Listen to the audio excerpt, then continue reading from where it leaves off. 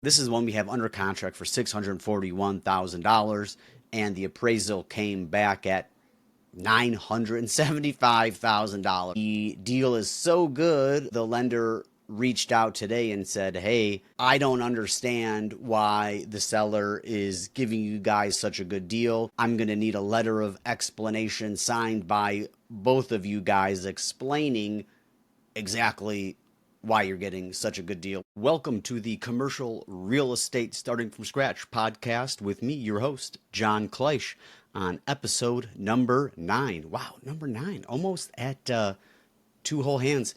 Can't wait for number 10. Maybe we'll do something special. In this podcast, I am documenting my journey all the way from owning $0 in commercial real estate until infinity, or however long I want to do this. My plan is to continue purchasing commercial real estate for as long as humanly possible. So hopefully this podcast will go years and years and years. And I think it's pretty cool because we started from $0 and until today, October 29th, I officially own $1.5 million of commercial real estate. And by November 4th, that number will be pretty dang close to $2.5 million. So highly recommend going back, tuning in, starting from the beginning so you can get caught up to where we are at now. In this episode, there's not going to be a major topic, just kind of updates on everything as we move through the week. So it has been busy and not busy all at the same time. What that means is sometimes I have absolutely nothing to do, and then sometimes I am just completely swamped. Like today was a day where I had pretty much nothing on my calendar, and I have been working all day until right now. It's 7:40 p.m., so that's like a 13-hour day of just random crazy things going on. So started off the morning with a meeting with John Heisler, my partner and coach in all of this, and it was pretty cool. So the big topic that we touched on was what our plan was for all of these buildings. I know we have our first building, Grand Avenue, and we have not raised any money for that building, and mostly on purpose because we were trying to figure out if we even wanted to bring in another partner on the deal and dilute the equity, right? So ultimately that means that we would make a little bit less money at the end of the day. Now, the benefit being that we don't have to leave so much money into the deal, which is also a good thing. So we were kind of just talking about things like that overall. Initially, we were wanting to raise $400,000 for about 33% of the deal. And now we're definitely leaning towards somewhere probably $200,000 to $300,000 would kind of be that sweet spot. And another big thing we talked about was, hey, what's our plan for this building, right? Initially, I got into this wanting to keep everything and just hold it forever, right? And after talking with John, we are at a point where we're still like doing wealth building, right? So on Grand Avenue, for example, we bought it for $1.5 million, and we will be able to get that thing up to easily. Once we get that third lot rented, I think the valuation on that thing is going to be $2.2 million. And we have different steps up in rent that happen. So by year 2, there's another big like $700 rent bump on one of the tenants, and I think $150, $200 on the smaller tenant. So that's almost $1,000 extra per month that we'll be getting. And that would bring the value pretty close to like $2.5 million at the year 2 mark, which is just crazy. Created $1 million of equity. By year 5, we're planning on that thing being worth $3 million, probably more because it's quite a bit under rented right now just because of the condition of the property. And once everything gets fixed and the tenants do their part and clean up their sides, the rent's going to go up. And whether it's with them or somebody else, it doesn't really matter. But year 5, $3 million is seeming very, very, very strong and a very, very reasonable possibility, especially considering in year 2 it's going to be worth 2.5. So we have a 7-year balloon on this thing, which I thought was great and fantastic. However, if we can exit this property at $2.5 million in 2 years, that puts like 700 grand in both of our pockets, so 350 grand each, maybe a little bit more. That's just pretty crazy to think about. And then my comment was, well, hey, I don't want all this money. If I have money, I'm just going to go out and put it into more deals. And he's like, yeah, that's the whole point now, because right now we have about 150 grand, maybe a little bit more each or total into this deal. If we have $700,000 to go play with, we can go out and buy a way bigger building. I mean, we can go out and buy a $3.5 million building and then get that thing worth $6 million, $7 million in a few years. And you do that a couple times, and over the course of 4 or 5 years, we're going to be playing with buildings that are worth 5, 6, 7, $8 million. So didn't take much convincing for me to say, oh, okay, I get it. I am very much on board with selling these assets and moving on up and buying higher priced properties. So that was a pretty cool revelation for me, especially because the whole time, like I mentioned, I wanted to buy and hold everything and just get that cash flow. And because I was like, man, if we're going to do all this work, we acquired the property, we remodeled it, we stabilized it, we put tenants in there, and we're going to know lots of things about the property. We're going to feel really comfortable with it. Why would we want to sell it? Well, the answer is to get a buttload of cash and to go roll that into your next deal. And especially if you could time it right on a 1031 exchange, you won't be paying taxes on that for the time being anyways. So might as well just keep that ball rolling. Like I mentioned, roll that up 2 or 3, 4 times, and we'll be buying $10 million assets in no time. So that was like the big aha moment from today. I am not nearly married to these properties as I thought I was. And for the office building, which we're about to close on in 5, 6 days here on November 4th, I am very excited to get that thing sold already, and we don't even own it yet, just based on that conversation. Because what I've realized, and came to me really today, was that the deal flow is not a problem. I don't know why, but every business I've been in the past, I always needed more deals. I needed to buy more deals. I needed to sell more deals. And that was the main sticking point. Here for commercial, I don't know why, but it seems that there are deals everywhere and you can scoop them up left and right. The problem is capacity. The problem is making sure these are assets that you do want to buy and own and maintain. And do you want to have 4, 5, 6 different weird little buildings type of deal is what I've noticed. So with that being said, having capital opens up those doors to be very particular on what you're buying. Now, the longer that I do this, the more particular I am going to be with the assets that we do acquire, because everything is different, right? Like I mentioned, we were presented 3 gas stations, and on paper, that deal made a lot of sense. It was a seller finance deal. They were profitable gas stations. However, they were 4 hours away. We're talking about having employees that are making 10, 12, 15 bucks an hour, and they know that we're not living in town. So that has issues in and of itself. The pumps continuously break down. The car wash has problems. There's a laundromat and so on and so forth. So on paper, it was a good deal. Place makes a couple $100,000 a year, and I'm sitting there licking my chops going, oh yeah, here we go, cash flow, baby. But ultimately, we made offers on it, and we had to be very aggressive on getting a good deal on that because of everything that I mentioned. But the sellers didn't want to move forward with it, and honestly, I'm pretty glad that they didn't, because if we had 3 gas stations to operate right now, I don't know if that would be very fun. So, very excited to get these things under our belt and get them listed for sale and start on some new deals.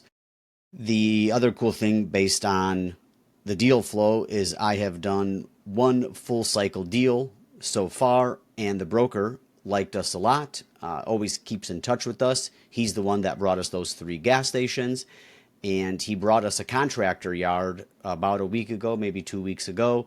Really liked the deal, open to seller financing. We made a really great offer.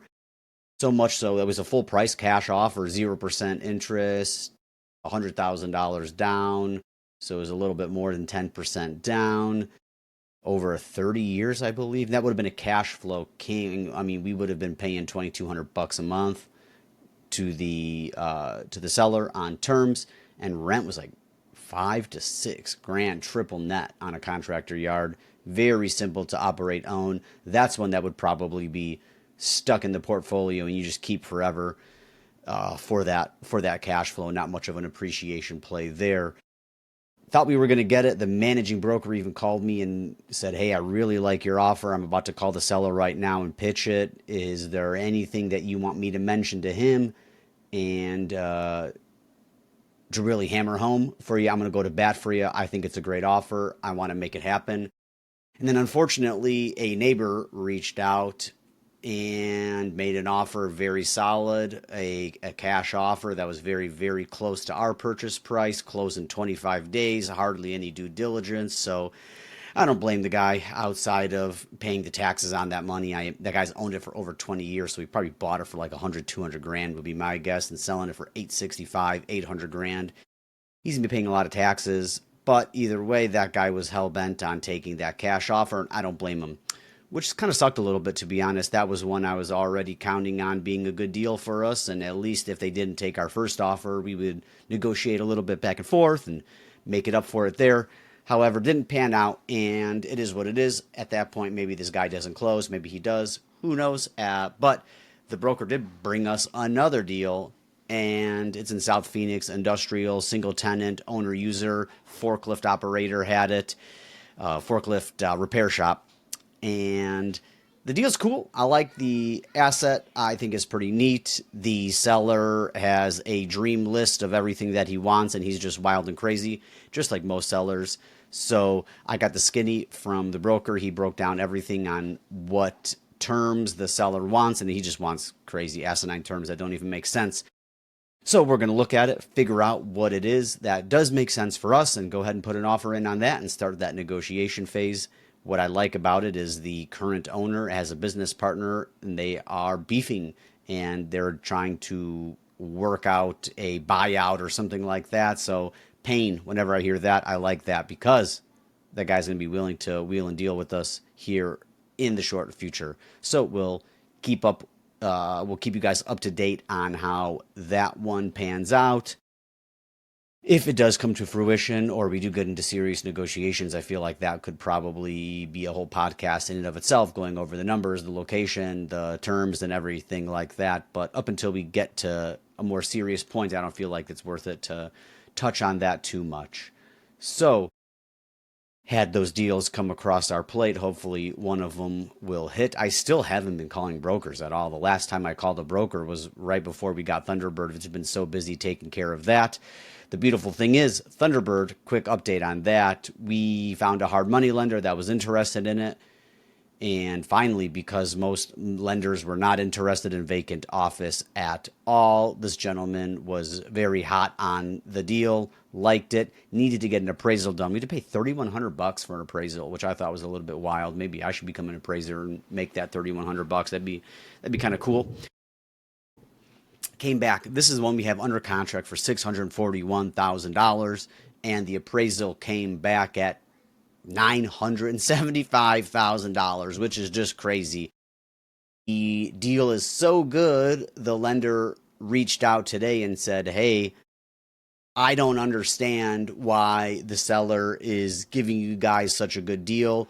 I'm going to need a letter of explanation signed by both of you guys explaining exactly why you're getting such a good deal," which is so funny, right? Like, lenders want to lend on good deals, and they got a great deal right in front of them. You think they would jump on it. I have no idea if it's a liability issue or what makes them nervous about it. However, I am more than happy to explain why we got such a good deal on it. However, that does make me feel very, very, very good, because that means we're already $334,000 in the money before we do even anything at all. So that one's getting all wrapped up. We're just going over the terms now. Initially, they said, hey, if this thing is worth $1.1 million, we can lend up to 90% on it, which I thought was awesome. However, it came back at 975, meaning that we're going to have to come to the table with like $145,000 down payment, something like that, basically 23%, which is fine. It was a lot more than we thought we were going to have to put down, but I really wasn't holding my breath on a $1.1 million valuation. That would be kind of nuts, kind of insane, to be honest, at that point. So not bad. We were at CG last week, had a very good friend come up to me and said, hey, I want to lend on that office building. So we're just hammering out the details on that. If that doesn't come to fruition, my partner, John Heisler, will fund that deal. We're going to be doing about $250,000 total to cover the down payment and the small rehab. That's the one we're just getting in there, replacing 2 AC units, doing some flooring, some clean out, some light paint, maybe taking out some, or definitely going to be taking out some wallpaper and doing some drywall work and get that thing listed for rent and for sale. That way we can make some moves, get some money, just like we talked about in the beginning of the podcast, get some profits, roll that into another deal and keep this puppy rolling. So overall, that was pretty much the big major updates I had. Grand Avenue is going good. We got partial payment for the big tenant one. We're having issues with billing and these tenants logging into their banks. So tomorrow I'm meeting up with one of the tenants to collect 2 months of rent, which is great because our first mortgage payment is due on that to the seller coming up. So if we don't have to come out of pocket on that and we'll be able to just roll with that money we have in the bank account, that would be fantastic. So that pretty much wraps up Grand. That wraps up the week. That wraps up the cool meeting I had this morning, which really opened my eyes to how these deals can really compound and pay for themselves without keeping them, which I thought was pretty much the highlight of the week and the major mindset shift change on that. So, boys and girls, this was episode 9. I can't believe it. Oh, also, I forget, we had 50 downloads this week. 50 downloads. I don't know if that's a lot or a little bit, but if I'm thinking that 50 people are listening or have listened to this podcast, I think that's really cool. I think that's really neat.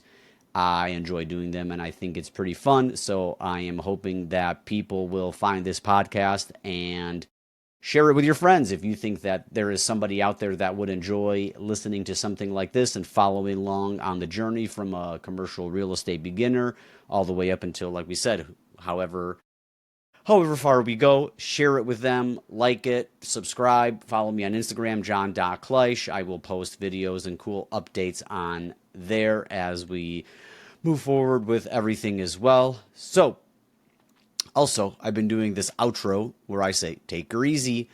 I was in Wisconsin playing golf, and we were waiting on the tee box. We hit our drives. When I say we, I mean I freaking piped my drive. It was like 305 yards, and I look over to the guys, give them a cool guy wave, saying, hey, thank you, fellas. We'll see ya. And they were very Wisconsin-esque, I guess you could say. And they were like, take her easy. And I really like that phrase, so I'm adopting it as my own. So, episode 9, just like that, in the books. We'll catch you, boys and girls, on the next one. And take her easy.